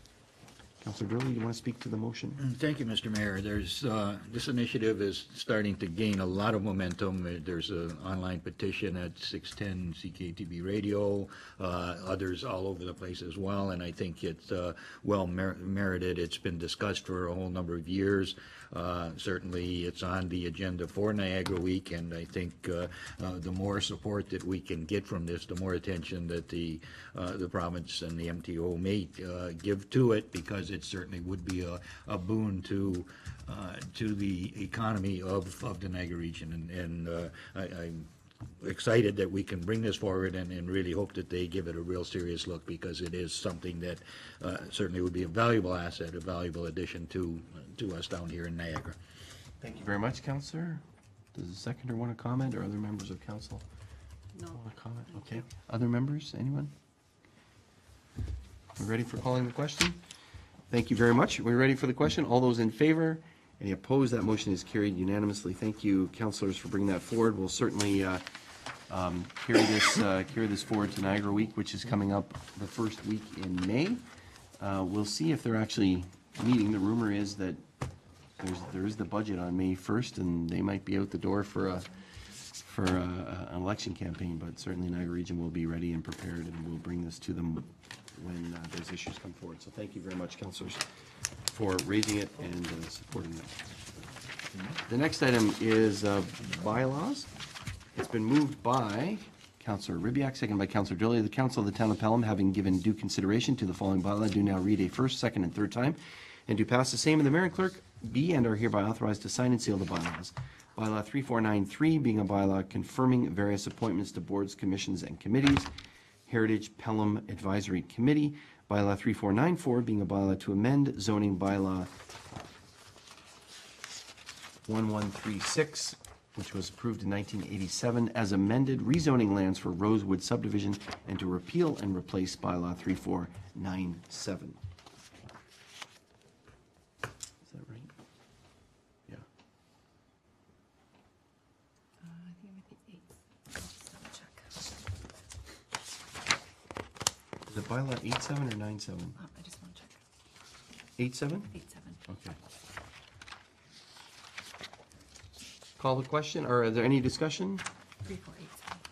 We call the question. All those in favor? Any opposed? That motion is carried. Thank you. We do have an in-camera item, so as is our normal practice, it has been moved by Councillor King, seconded by Councillor Ribbiak, that council recess the in-camera portion of the meeting and reconvene immediately following the committee meeting scheduled for this evening. All those in favor? Any opposed? That motion is carried. This portion of our council meeting is recessed, and we will take up the next portion, our committee, in 5 minutes. Thank you.